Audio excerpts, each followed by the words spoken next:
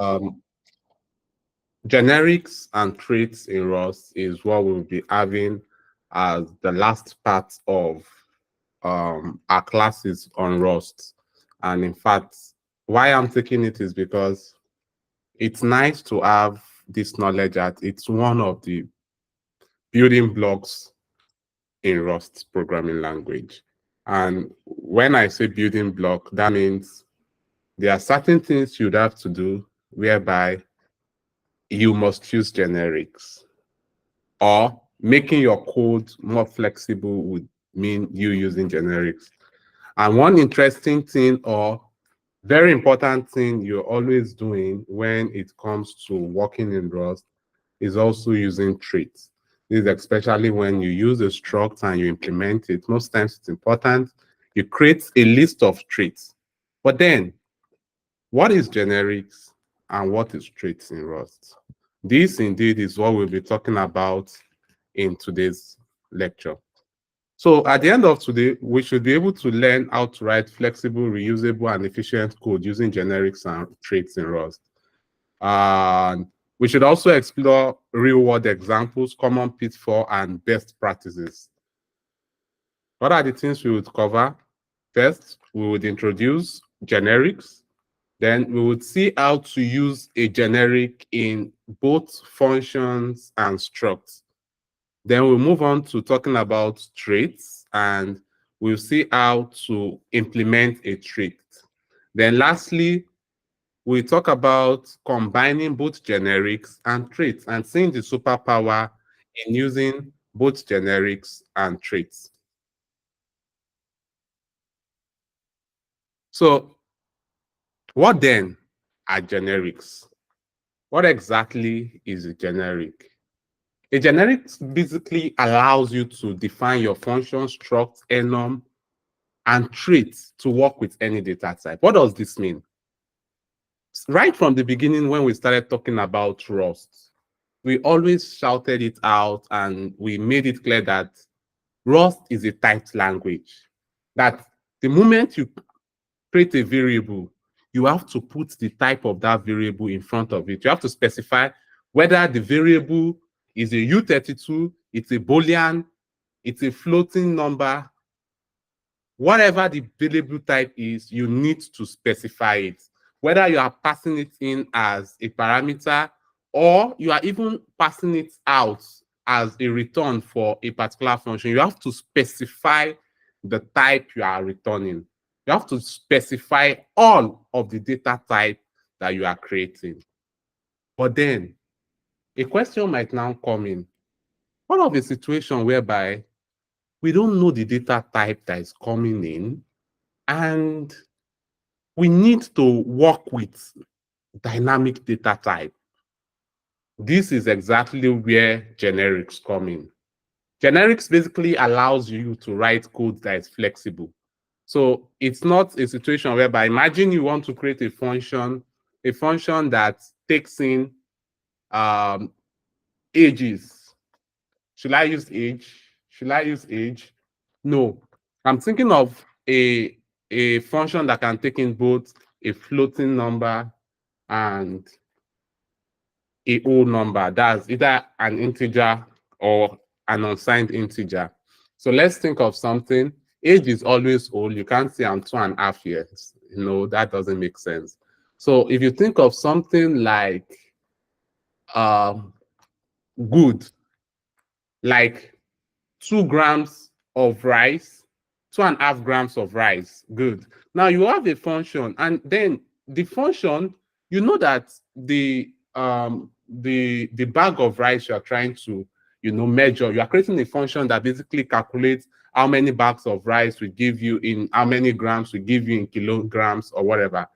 And you are creating this function, and sometimes some will be floating, other times it might be whole number. When I say whole number, I'm talking of either unsigned integer.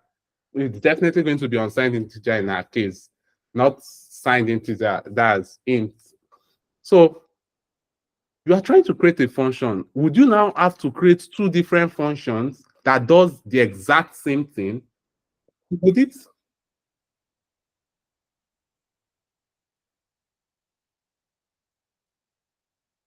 Okay. I think there's a question. Can anyone say, is this a tutorial that includes coding example and demos? Yes, definitely. I don't know if this is your first class, Dorian. Our class is divided into two parts. We have both the part where we explain the fundamentals of the different parts of the programming we are talking about, and then we have the practical class. And the practical class is literally what we did all through last 2 weeks.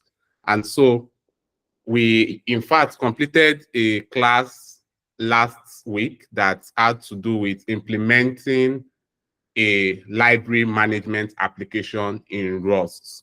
We were able to build that together practically in the class. But before going into practice, it's important that you have the fundamental knowledge of what you are going to practice. And that's exactly what we do. So we first talk about the fundamental knowledge, and that's what we are doing right now. But if you've got any questions, you can always ask. Remember, this class, we appreciate those who ask questions a lot.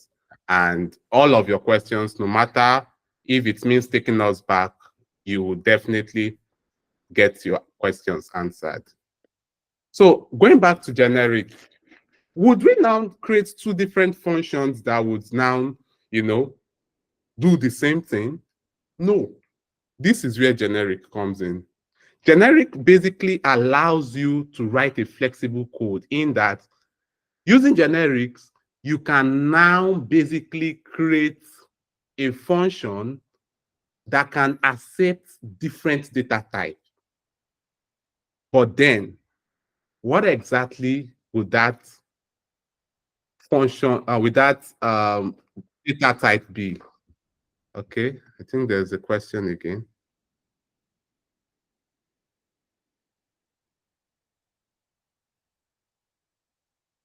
Okay, okay, we'll definitely go through it. Okay, okay, okay. So what exactly does that placeholder look like? Well, the placeholder is empty, and it's a placeholder that can basically hold any data type that it would accept. Now, what are the benefits of generics, you might ask? It basically allows code usability. Like I gave example of that function you are trying to create that takes in both decimals and both, whole numbers. Talking about a U32 and unsigned integer. Basically, you can use a function, you can create a function with a generic that literally allows you to, use any of these data types simultaneously for the same function. Another thing is it ensures that the generics maintain type safety at compile time. From previous class, I've explained the difference between the compile time and the runtime. Now, the fact that you are using a generic, does that mean that you now have to use a data type that would have problem with another data type? Well, we are definitely going to get into this, and we are going to see examples of what this means. Another use case of or benefit of generic is less code duplication. Like I said earlier, the example I gave earlier, would you create two functions for just one use? Well, to avoid writing the same code for different types, that is because of the fact that we made mention that, okay, for Rust, which is a typed language, you need to basically have your data type defined while you are defining that variable or defining that function or struct or whatever. In this case, using generics basically allows you to write lesser code, whereas you have to, create more functions, create more variable types.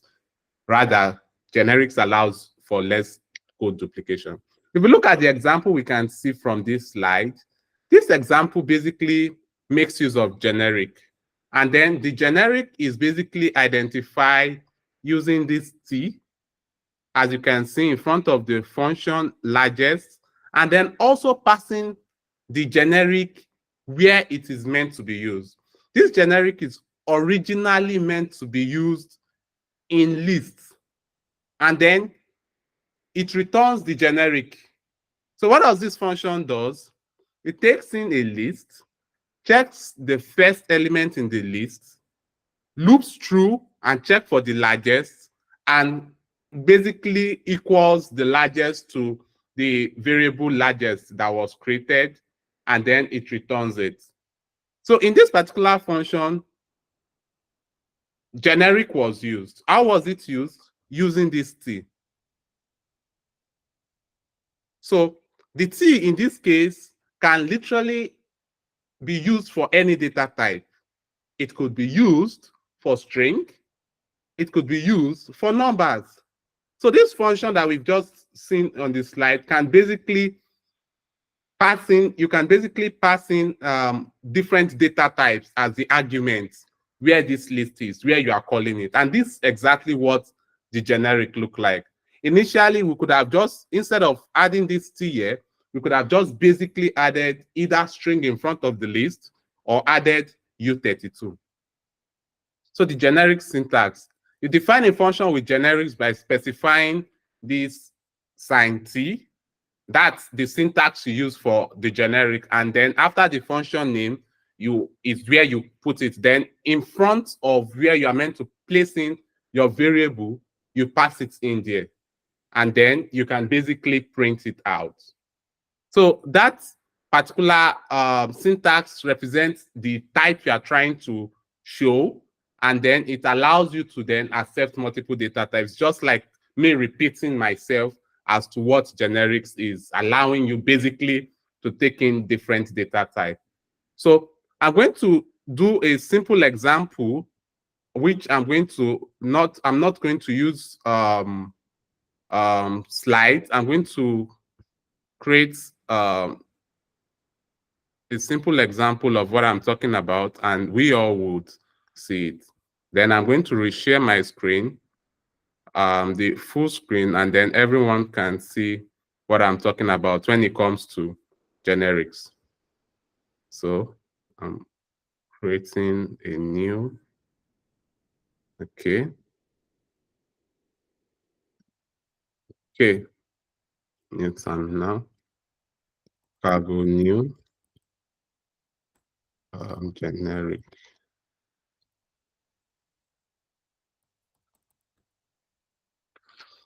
Okay. Okay, created generic class.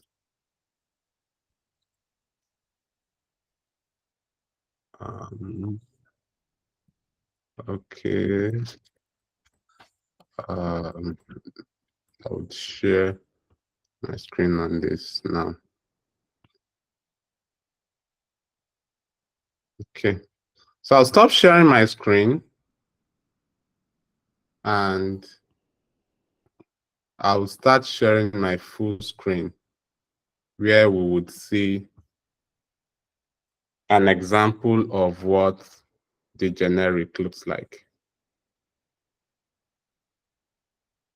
Okay.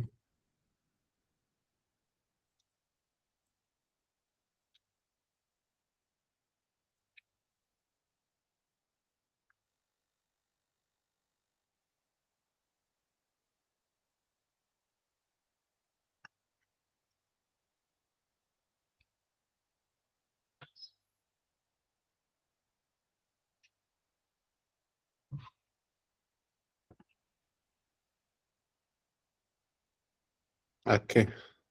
Oh, this was the library management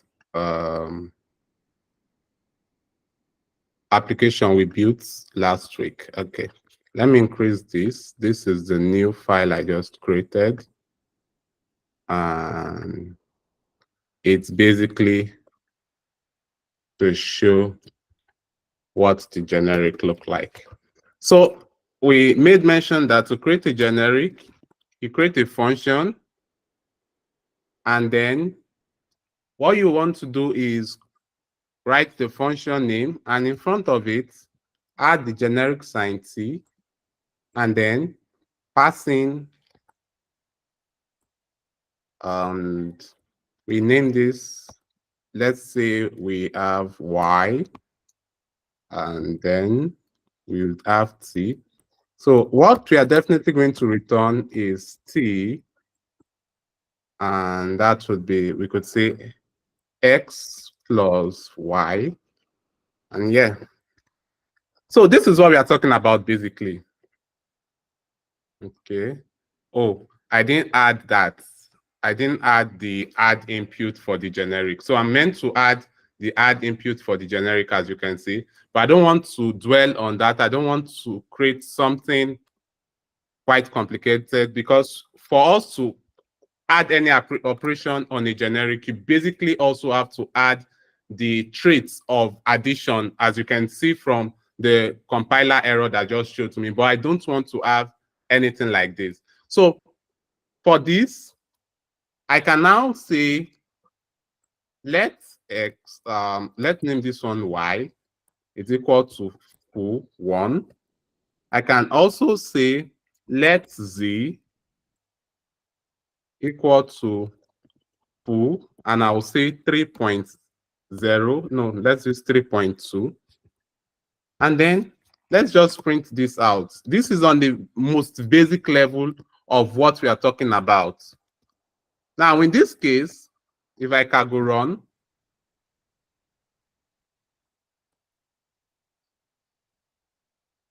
in this case, just this function basically allows us to pass in a i32 and a f64 in it. So this is exactly what generics look like and what it allows us basically to do. I don't know why it's taking time to build.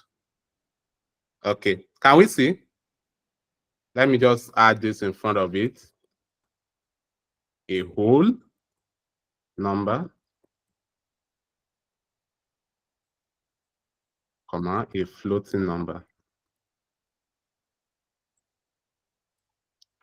So this is basically what generics allow us to do. It allows us to have a dynamic data type, allow us to use a function dynamically. So as we proceed, that addition I did initially, we are going to see what it looks like implementing that. I do not want to go faster than the slide, as you will be seeing it in the slide. So coming back to our slide, we talk about the syntax. So for the generic, you can basically implement a trait on a generic. That is, in this case, where you see this print value under generic parameters with trait bond, the generic T is now making use of the display trait. So if you remember, the display trait is basically a trait we've spoken about in the past, and this display trait is usually used when you're talking about structs and you want to print your struct to the console. The display trait is literally what you use. And so in this case, whenever you want to print out a generic using the print macro, you need to basically use the display trait. So the take home from that is generics basically allows you to have flexibility around everything you are doing. Flexibility. So generics instructs. Does anyone have any question based on what I have just spoken about before we proceed? Anyone have any question? I think we can proceed. Okay, great. Generics instructs. Struct can also be generic. I mean, when we started talking about generics, we made mention that it can basically be used in functions, structs, variables, literally any place where you can define a data type, you can use a generic. In this case, as you can see from the slide, the struct point we have at the first part is literally having two field elements, the X and Y. And these X and Y are basically generics. But then, if you notice the second struct that's talking about the multiple generic parameters, you'll notice that the field element of the other point is using two different generics. This is because whenever you are using a generic in a struct, if you are using more than one generic, that is, you are using more than one data type, because at the end of the day, your data type, when you use generic, is actually compiled at compile time. You actually see your error at compile time. So it basically aligns and it notes when you are actually using two different data types when you are using your generic in a struct. So in a case whereby you want to use your generic in a struct, one important thing you have to do is you have to specify these generics. So in this case, as you can see from this multiple struct, you have to specify that, okay, for X field element, you are using the T for generic, the other field element you are using Y, you are using U for the generic. And in fact, when you specify this, you have to specify it in front of the struct. So that's basically it. When you talk about generic, I've spoken about it in the past, and I, in fact, implemented it when we were talking about lifetimes. I basically implemented what the lifetime generic looked like. And in that case, some of those things we have done in the past that we have not had more like a deeper explanation to, this is an opportunity to grasp it and recall it and then remember. So whenever you're implementing it, you can basically remember that, okay, here is where I'm meant to implement it, and here is where I'm meant to use it. So I'm just going to write out the example you can see here, creating a struct users. And for us, if we wanted to have more than one generic, you can basically create more than one generic. In that other case, we had two generics. So you can have more than one generic, TUV. Let's do this. Then we can say X is for T. We say Y is for U. We say Z is for V. What exactly have I been able to do? Notice that this T that I'm using to represent the generic, the U, the V, any letter can actually be used to represent the generic. The generic is literally just a placeholder. It is not the data type itself. So no matter any amount of generics you want to use, you have to basically include it here, and you can use any letter to basically represent your generic. I just wanted to show that, and that's why I brought that up. So using generics in Enum, struct is not the only place where you use generic. Rather, you also can use generic in Enum. And one of the, in fact, most used generic in Enums that we know about is option Enum and result Enum. Going back to our code, that's talking about the code we implemented for the library management.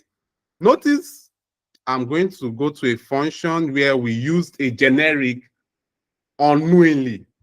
This results. Notice that this result enum can basically return different data types. In this case, we are not returning anything, and that's why we just add this empty parentheses here. And then if it goes sideways, if it returns an error, we use string here. So in different cases, we might not use string here. We might even create an enum, an error enum, and use the error enum here. What we might return here, it might not, in fact, be one data type. If we come here, we can basically say, okay, what we want to return here is 2. And in this case, if we come here, okay, where is this? And in this case, if we come here, we can make this U32. U32. And it has no compiler error. This is because we returned what? A U32 value here. And so we can come here and add it here. We could also come here and say what we want to return is an F64. We come here, change it to F64, and we don't have a compiler issue. This is because the result is actually making use of a generic.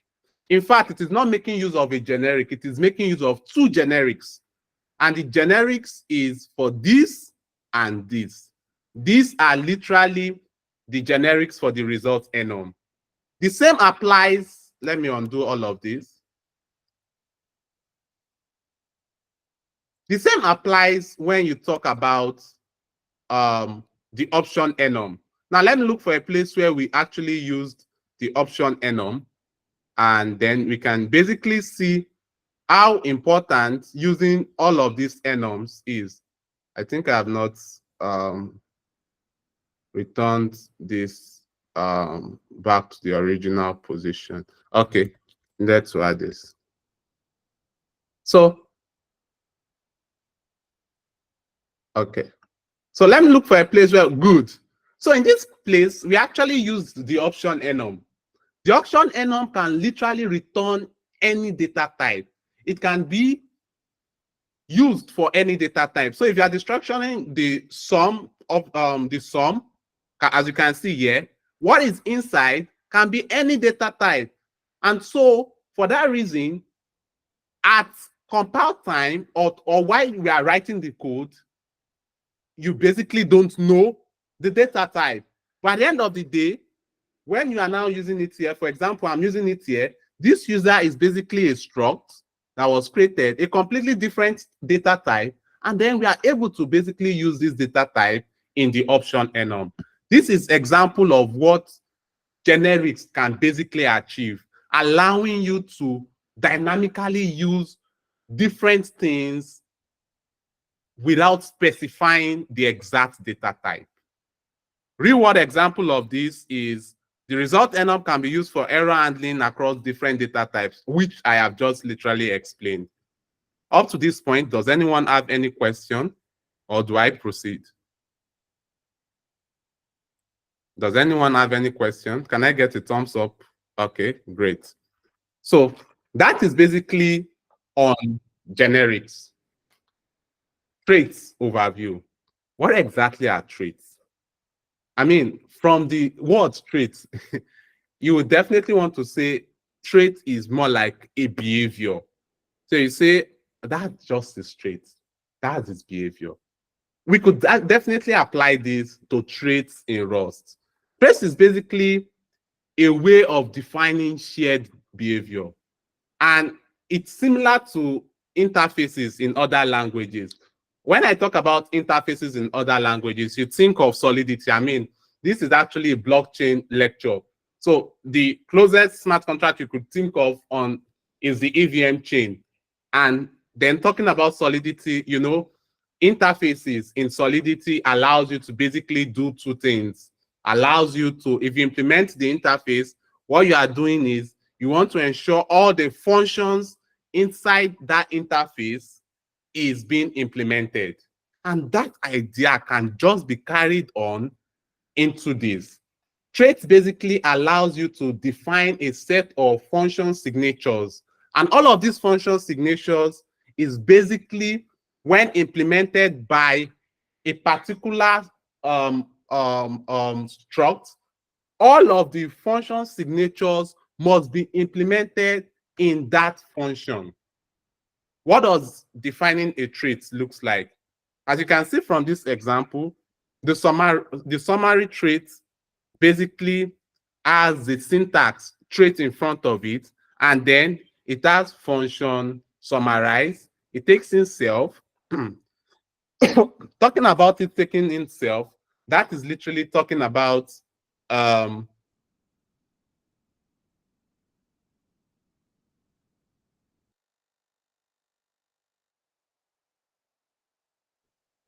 so basically you are implementing, okay. That is basically it. Yes, that is basically it. Traits are like interfaces in Solidity. That's just what I've just explained. Yes, it's like interface in Solidity. But remember, the interface in Solidity, as I made mention of earlier, can be used for two things. One, you can implement the interface, and then implementing it will mean you are using all of the function signatures defined in that interface in your implemented contracts. The other way is that you are trying to use the interface to probably call an external contract. Yeah. But in this case, it's the first definition will be taken home for the definition, sorry, of a trait. So this particular summary basically implements the function summarize. And what you can see here, you will notice that for this particular trait, let me in fact write out the code and so you can see.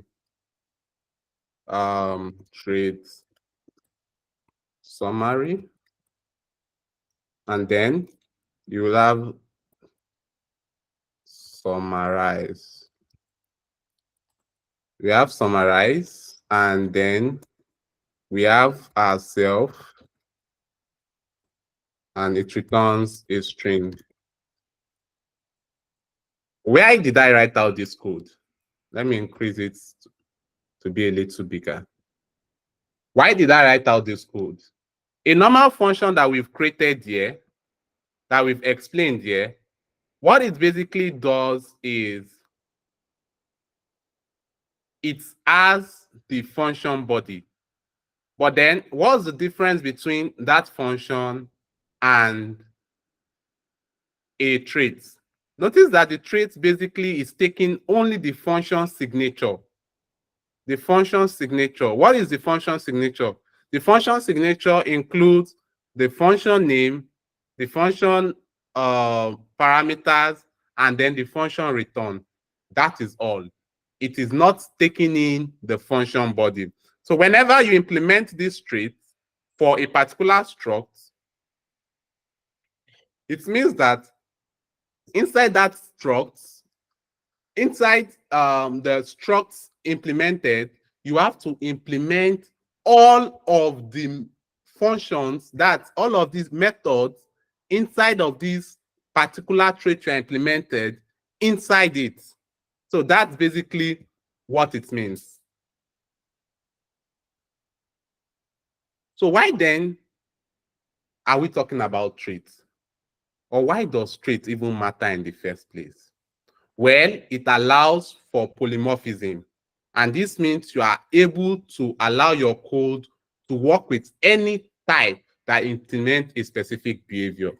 So that means that you can have a robust code base. And then that robust code base basically have different libraries it is using.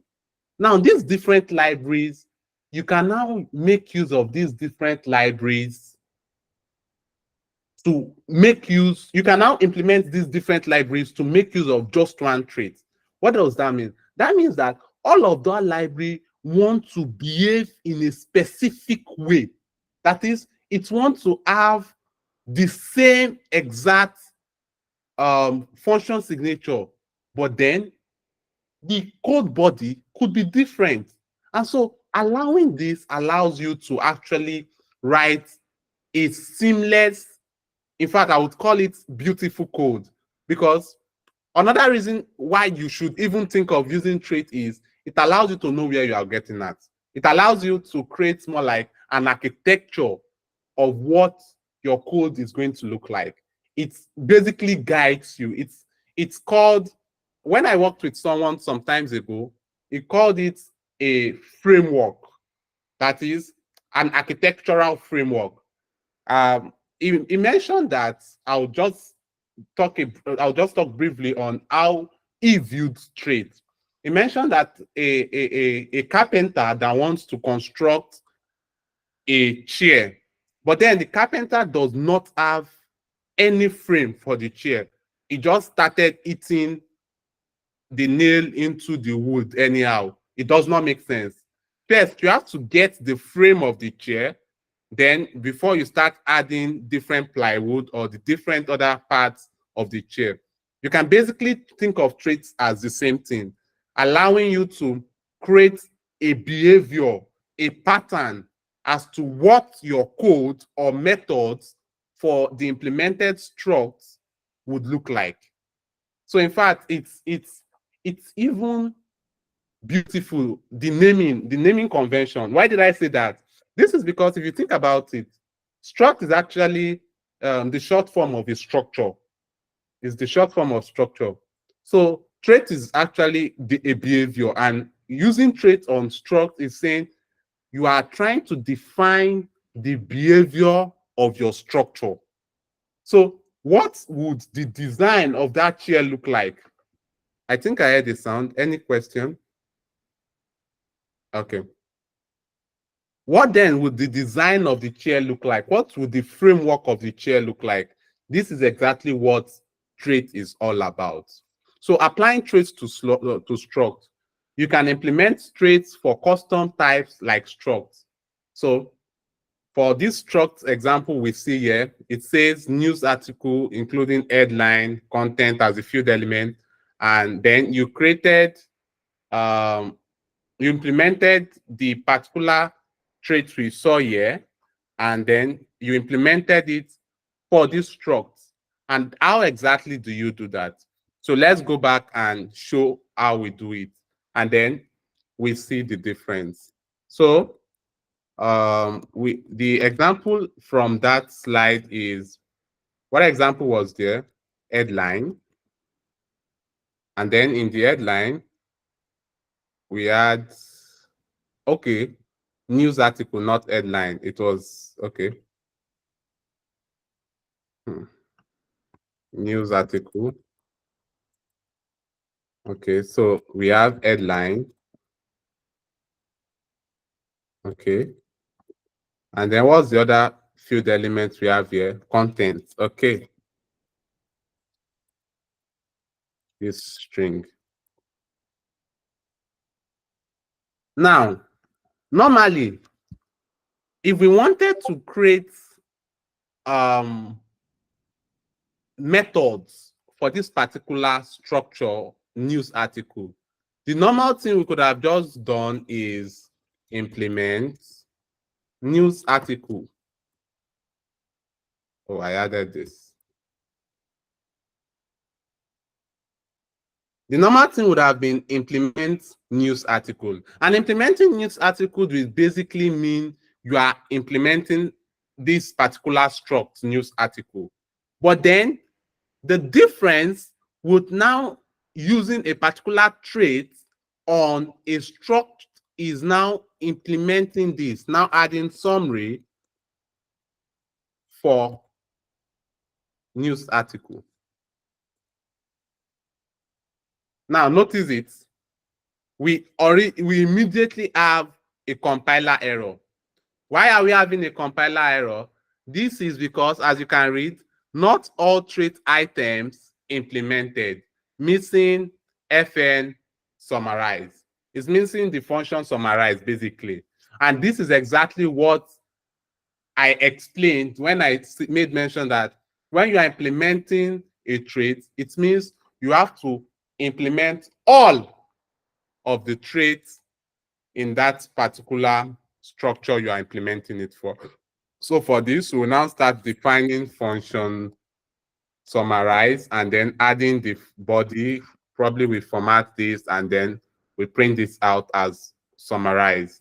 So this is exactly how a trait is used for a struct. So going back to our slide, using traits in function. Function can accept any type that implements a specific trait. For example, look at this function. It is taking in a trait. It's so interesting that Rust is a very, very complicated language. I mean, when we were talking about functions, the first class we were talking about functions, we spoke of different things a function can do. We in fact got to a point whereby we said a function can have a function as its parameter. Now, here we are now talking about a function even implementing a trait at its parameter. And then from there, you can basically call a method from that trait inside the function. And this is exactly what you can see from this particular function that we've just specified in the slide.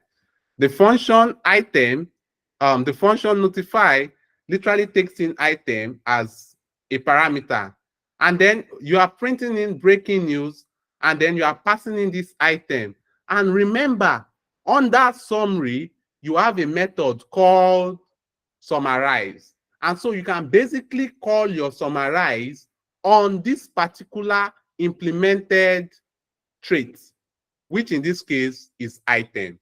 That is how complicated and robust Rust is. So you can basically think of anything you want to do and then basically implement it. As long as it is within the capability of Rust, it basically allows you to build a very huge infrastructure on it. And this is exactly why so many languages basically use Rust for their framework. I've spoken about this earlier. Soroban smart contract that we'll be building uses Rust for the framework. Talk of other smart contracts, you talk of Solana smart contract, you talk of Concordion, you talk of Ink.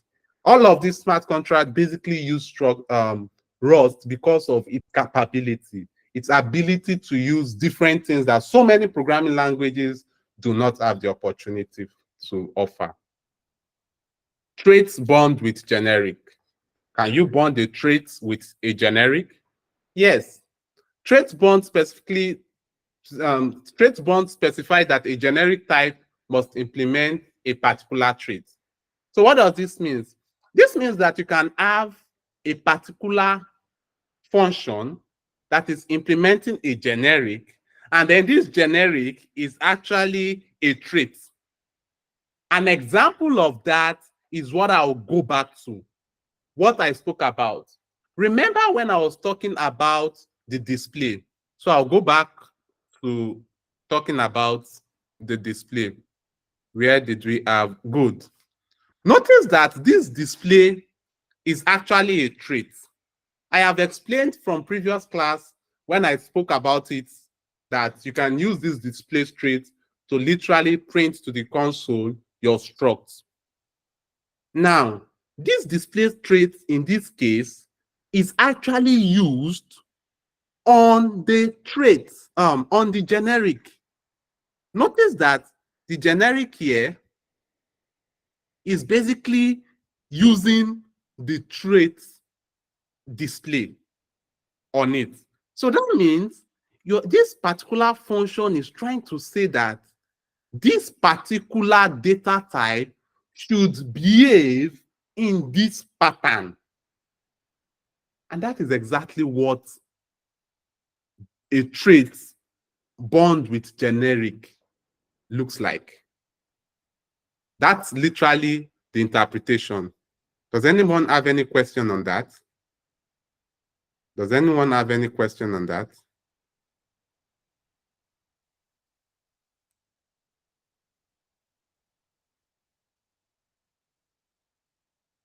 Can I say thumbs up if everyone is still following me?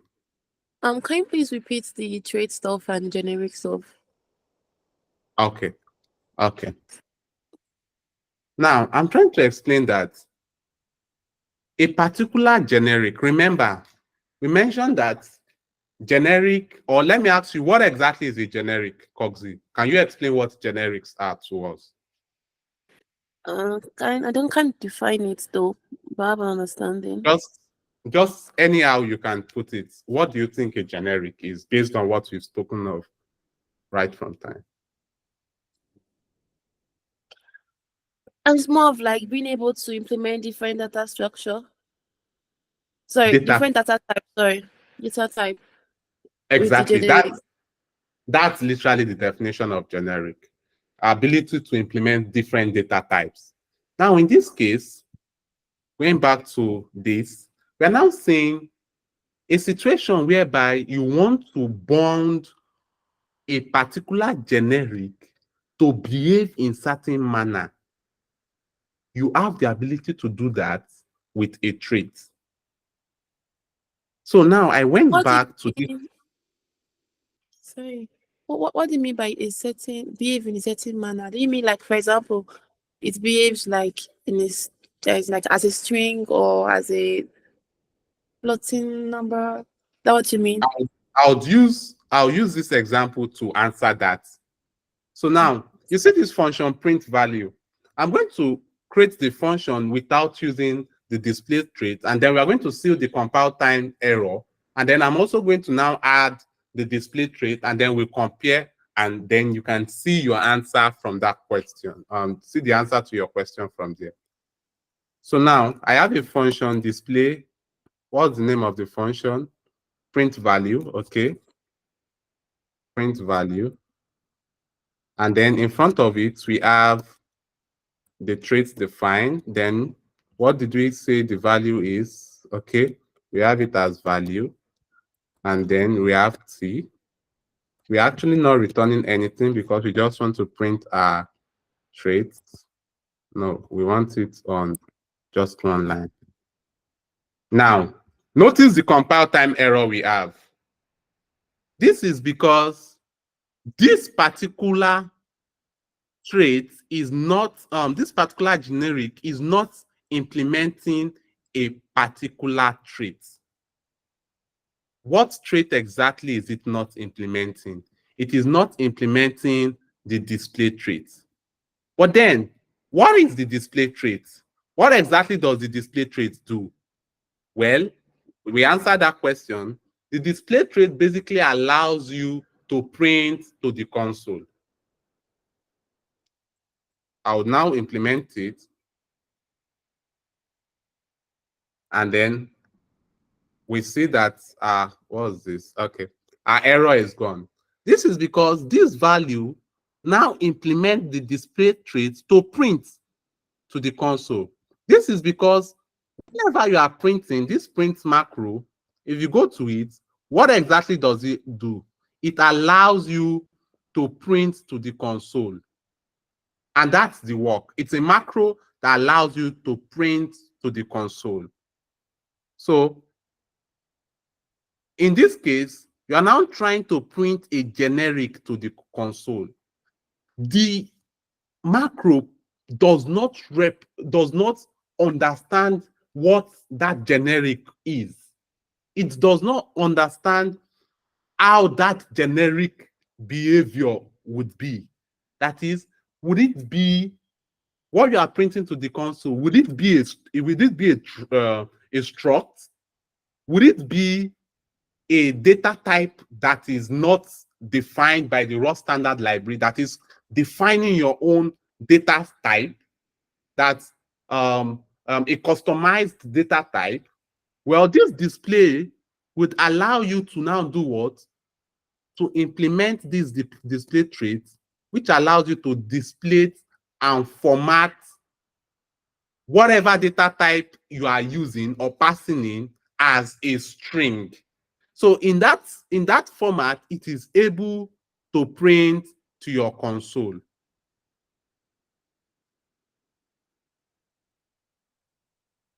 Scogsy with me? Yeah, makes sense. Okay, great. And that's literally an example of combining a generic with a trait. So generics, you can use multiple traits for one generic, for one function, I meant. So this case we have here, we have a generic, a trait that we've created, summary, the summary trait here that we created. Now, we also want to implement the display traits because we want to use the print macro. This println macro, we want to use it. So we are now implementing more than one trait. Now, to bound these traits together with the generic, you use the addition sign. This addition sign is basically what you use to add more than one trait to a generic. So you can have so many traits added to one generic. And in fact, you read some certain code base and you would see so many generics added to so many traits. And then you'll be like, what's going on here? That's because the data type at that particular time is not defined. Remember that we said from here that we can have multiple generic parameters.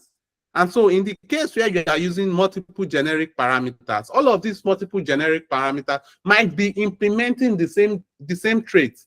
But the fact that you bounded the traits with one would mean that you have to bound the trait with the other ones if you need those traits for it. And that's exactly what multiple traits bound is all about, using where colors. I'm sure you must have read some code base whereby you see the word where. Where does it comes in? Well, it's just basically used for refactorizing your code. You can do without it, basically. You can do without it. But in a case whereby you want your code to be readable, this is the case where you use where. So look at the function created there, the fn, that's function sum function, that takes in two different generics. And these two different generics are also implementing two different traits. So as you can see, the first generic is implementing the summary plus the display trait. So that means that it is implementing this particular trait summary that has summarized in it, and it's implementing display. And why is it implementing display? So that you can basically print it to the console. This other generic U is implementing clone and debug.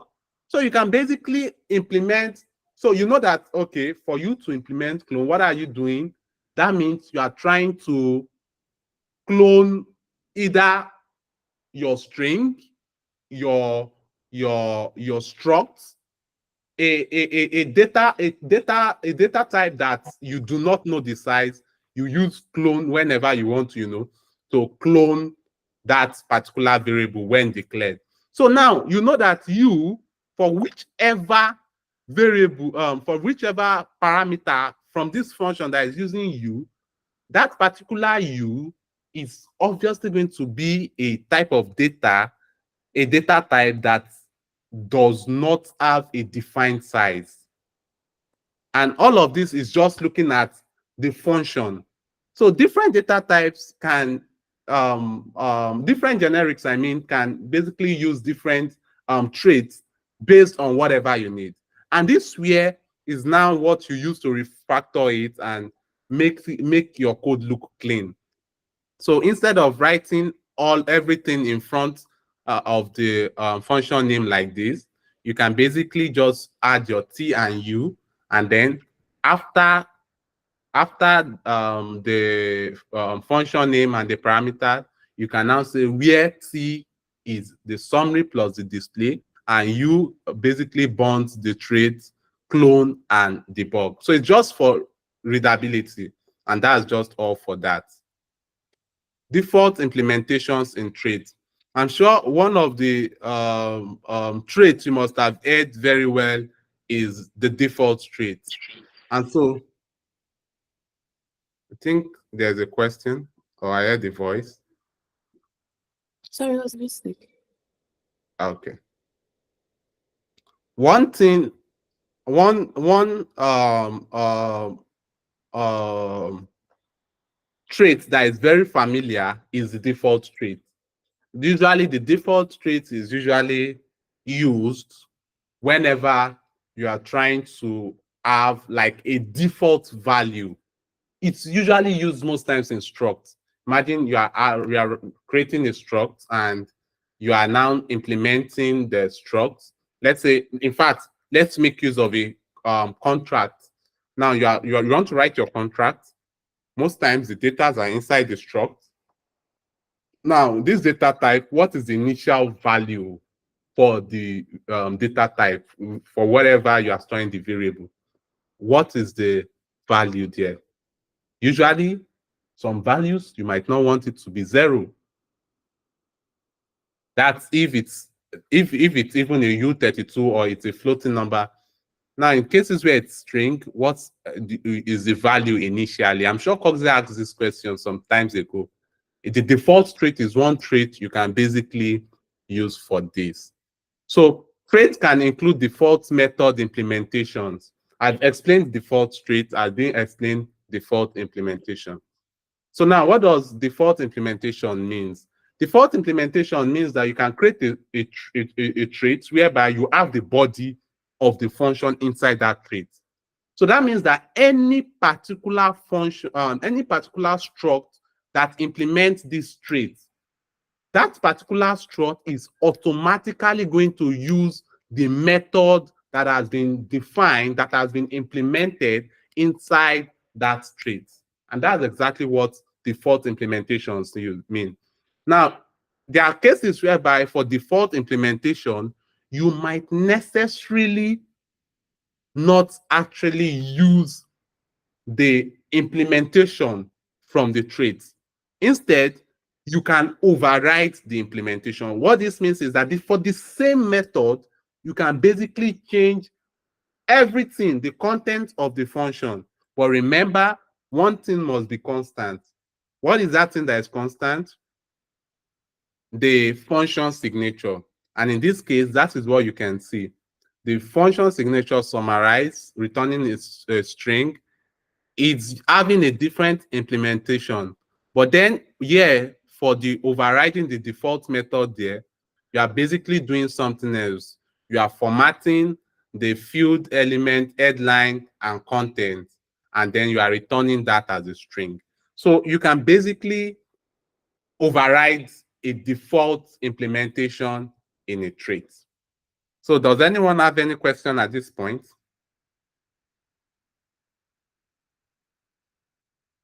Okay. So this is where we'll be stopping for today. We will not take it too long. From tomorrow class, we will continue from where we stop. The video would also be uploaded, and you can basically go through it again for you to have a concrete understanding. And since the class is not as full as usual, others can also go through the video to have more knowledge on what has been discussed, so they can basically catch up with the class. So until then, thank you very much, everyone, and see you in tomorrow's class. So I'll stop the recording now. Yeah, Levi.